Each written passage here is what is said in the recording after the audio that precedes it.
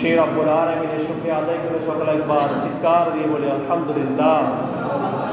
আরেকটা মুহাব্বতের আওয়াজ দিয়ে পড়ি আলহামদুলিল্লাহ। তার সাথে সাথে লক্ষ কোটি দুরূদ এবং সালাম প্রেরণ করছি দো জাহানের বাদশা নবী, आका नबी, दाता नबी, सरवर कायनात नबी, हबीब की प्यारा नबी, रऊफुर रहीम नबी कदम मुबारक আল্লাহর প্যারা নবী জনাব মদিনাতুল মুনাওয়ারা সবুজ গম্বুজের নিচ থেকে আমাদের প্রত্যেকের দুরূদ এবং সালাম কবুল করে নিয়ে কাল হাশরের ময়দানে তিনি শাফাআতের মাধ্যমে যেন আল্লাহ জান্নাত পর্যন্ত পৌঁছার তৌফিক দান করে সকলে বলি আমিন। সম্মানিত মুসলিম কেরাম, আমরা ইমানে আমলের আলোচনা করেছিলাম। তারপরে ইনশাআল্লাহ আগামী জুমার দিন থেকে মিলাদুন নবী যেটা শুরু হয়ে যাচ্ছে, ঈদ মিলাদুন নবী শুরু হচ্ছে। রবিউল আউয়ালের মাস আসছে, আগামী জুমা থেকে আমরা রবিউল আউয়ালের মাসের আলোচনাগুলো করার চেষ্টা করব। আজ আমলের শেষ দিনে আলোচনা করছি। রব্বুল আলামিন যেন প্যারা নবীর কদমের সদকায় মদিনা ইলম থেকে আমাকে সাহায্য করে কোরআন এবং সুন্নাহ থেকে যেন সঠিক কথাগুলো আপনাদের সামনে বলতে পারি। আল্লাহ যেন সেই তৌফিক দান করে সকলে বলি আমিন। আল্লাহ রাব্বুল আলামিন কোরআন মাজিদ ফুরকান হামিদের মধ্যে ইরশাদ ফরমান, মান আমালা সালিহান মিন যাকারিন আও উনসা ওয়া হুয়া মুমিনুন ফালা নুহইয়ান্নাহা হায়াতান তাইয়্যিবা। আল্লাহ রাব্বুল আলামিন কোরআন মাজিদের মধ্যে বলছেন, মান আমালা সালিহান, যে ব্যক্তি নেক আমল করবে, যে ব্যক্তি ভালো কাজ করবে, যে ব্যক্তি পুণ্যের কাজ করবে, আল্লাহ বলেন মিন যাকারিন আও উনসা, যে আমলের কাজ করবে সে পুরুষ হোক বা মহিলা হোক, ওয়া মুমিনুন, যদি সে মুমিন হয়। আল্লাহ শর্ত দিয়ে দিয়েছেন, যদি কোনো মুমিন, যদি কোনো ঈমানদার আমলের কাজ করে, ভালো কাজ করে, সে পুরুষ হোক বা মহিলা হোক। কারণ হিন্দু, বৌদ্ধ, খ্রিস্টান, নাসাই, যারা বিধর্মী, এক কথায় যারা ঈমানদার নয়, যাদের মধ্যে ঈমান নাই, তারাও যদি কোনো ভালো কাজ করে, আমার আল্লাহ সেটা ঈমানদারের কাছ থেকে যেভাবে গ্রহণ করে নেবেন, কোনো হিন্দুর কাছ থেকে, কোনো বৌদ্ধ, খ্রিস্টান কিংবা কোনো বিধর্মীর কাছ থেকে আল্লাহ সেভাবে গ্রহণ করবে না, যেভাবে আল্লাহ ঈমানদারের কাছ থেকে গ্রহণ করবেন। এজন্য আল্লাহ আলাদা করে বলে দিয়েছেন, ওয়া মুমিনুন, যদি সে মুমিন হয়, যদি সে ঈমানদার হয়, ঈমানদার হয়ে যদি সে নেক আমল কাজ করে, ভালো কাজ করে, পুরুষ হোক বা মহিলা হোক, আল্লাহ বলেন ফালা নুহইয়ান্নাহু হায়াতান তাইয়্যিবা, আমি রব্বুল আলামিন ওই পুরুষ এবং মহিলাকে ঈমানের সহিত দুনিয়ার জমিনে নেক আমল করার কারণে, ভালো কাজ করার কারণে আমি রব্বুল আলামিন তাকে একটা পবিত্র জীবন দান করবো। যেন বলি সুবহানাল্লাহ।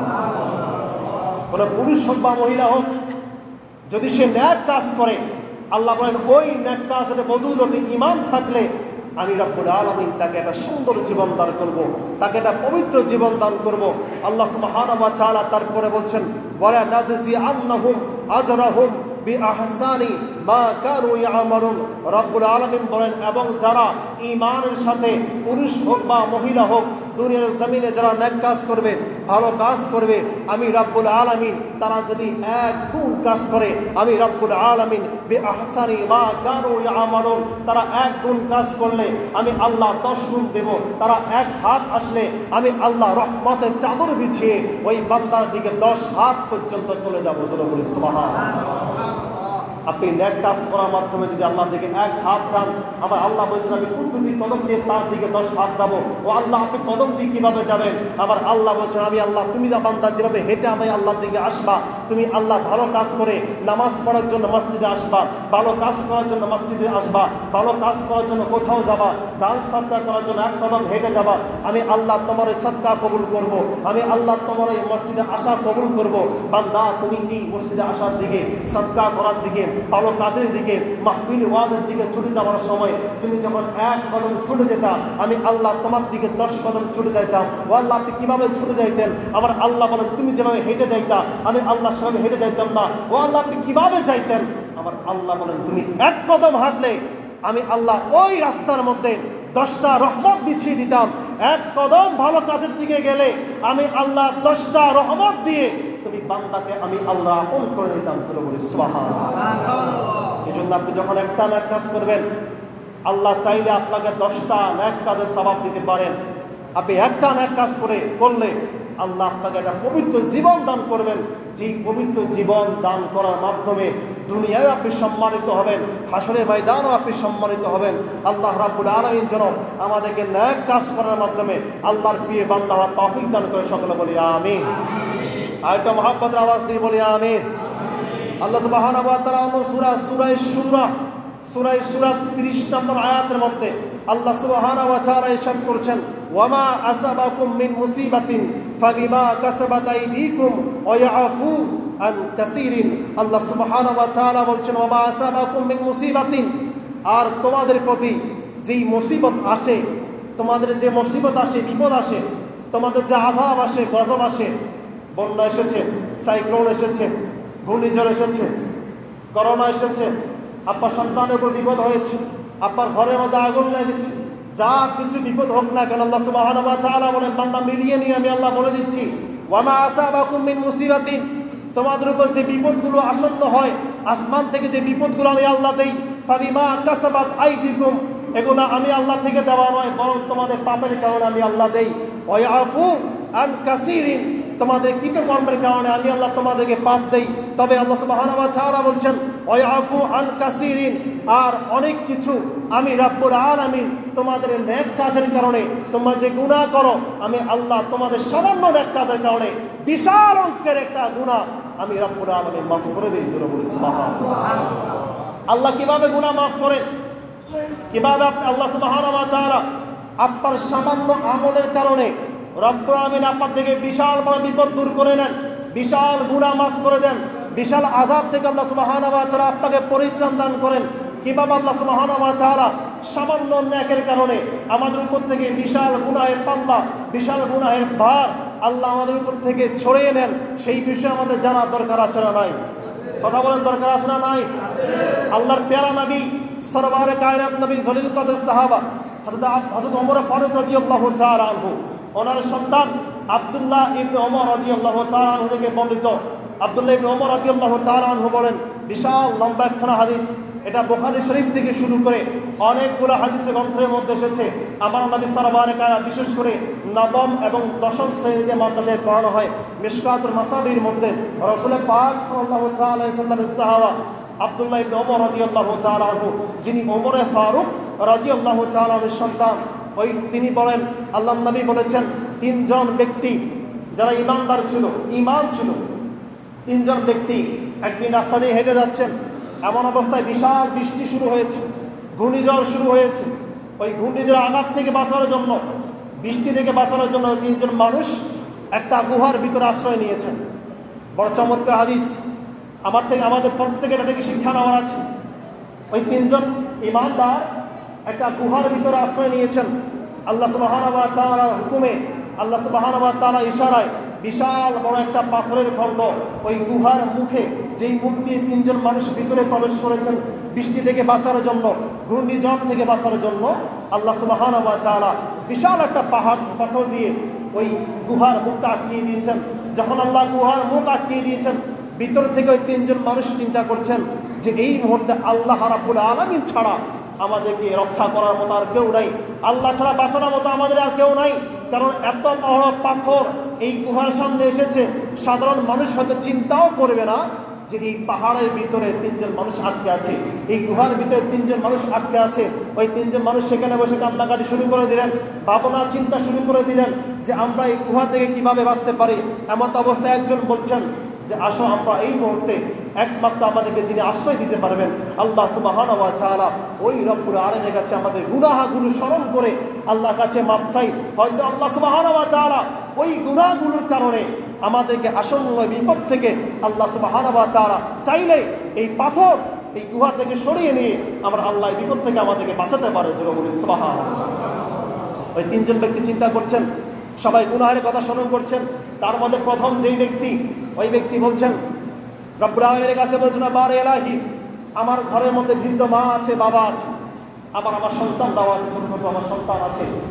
আমি সারাদিন মাঠে কাজ করার পরে যখন আমি বাড়িতে যাই, ঘরের মধ্যে যাই, আমি যখন আমার গরু থেকে কিংবা আমার ছাগল থেকে আমি যখন দুধ দহন করি, ওই দুধ দহন করার পরে আমার সন্তানরা ক্ষুধার্ত থাকা সত্ত্বেও আমি আগে আমার সন্তানের মুখে দেই না, আমার বৃদ্ধ মা বাবা যারা ঘরের মধ্যে আছেন ওই মা বাবাকে আগে দেই। এমন একদিন হয়েছে যে রব্বুল আলামিন আমি অনেক দেরি করে বাসার মধ্যে এসেছি, আমার মা বাবাও ঘুমিয়ে গিয়েছেন, সন্তানগুলো ক্ষুধার যন্ত্রণায় ঘুমিয়ে গিয়েছেন। আমি আমার সেই গরু বা ছাগল থেকে দুধ দহন করে আমার মা বাবার শিহরে যখন আসলাম, বিছানার কাছে যখন আসলাম, আমি দেখতে পেলাম আমার মা বাবা ঘুমিয়ে রয়েছেন। আমার দিন বলছে, ও সন্তান, মা বাবা ঘুমাচ্ছে, তাদেরকে ঘুম থেকে জাগিও না। আমি ঘুম থেকে জাগাই নাই, ফজরের সময় হয়ে গিয়েছে।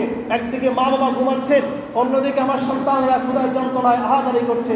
আমি আমার সন্তানদেরকে খাবার দেইনি, কারণ আমার মা বাবা না খাওয়া পর্যন্ত আমার সন্তানদেরকে আমি খাবার দেব না।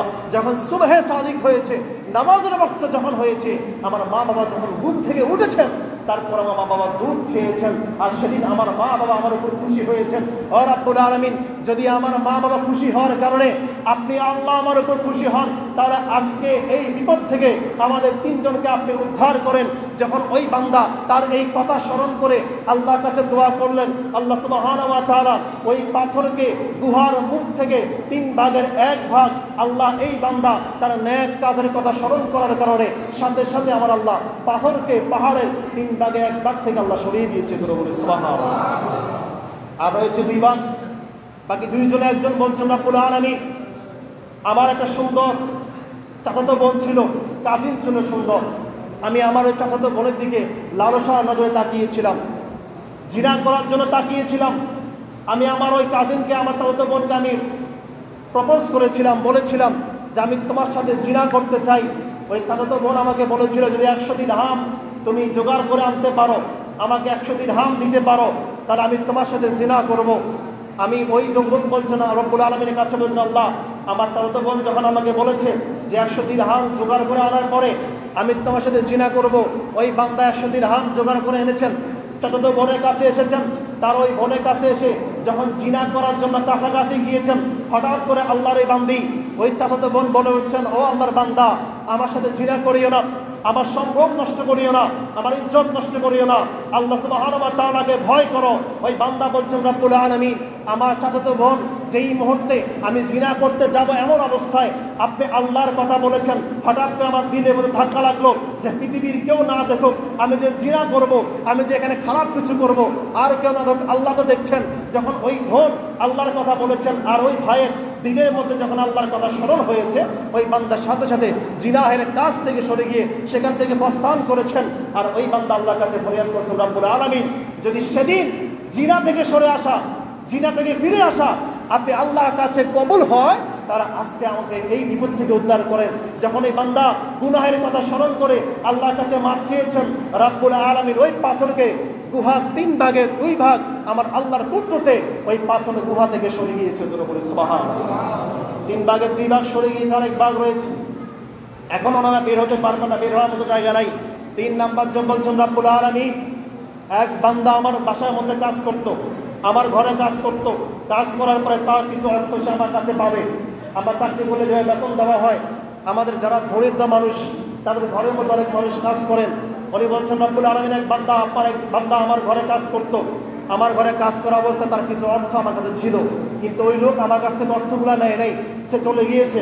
আমি চিন্তা করলাম কি করা যায়, তার অর্থগুলো দিয়ে আমি কিছু গরু কিনলাম, কিছু বাছুর কিনলাম, ওই বাছুরগুলোকে লালন পালন করলাম, একটু একটু করে বড় করলাম। একটা বাছুর কিনেছি, সেখান থেকে অনেকগুলো বাছুর হয়ে গিয়েছে।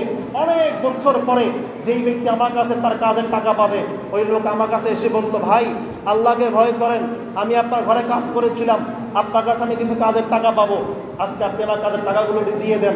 ওই ব্যক্তি এই ব্যক্তিকে বলছেন, ওই যে মাঠের মধ্যে অনেকগুলো পশু দেখা যায়, সবগুলো পশু তোমার, সবগুলো পশু তুমি নিয়ে যাও।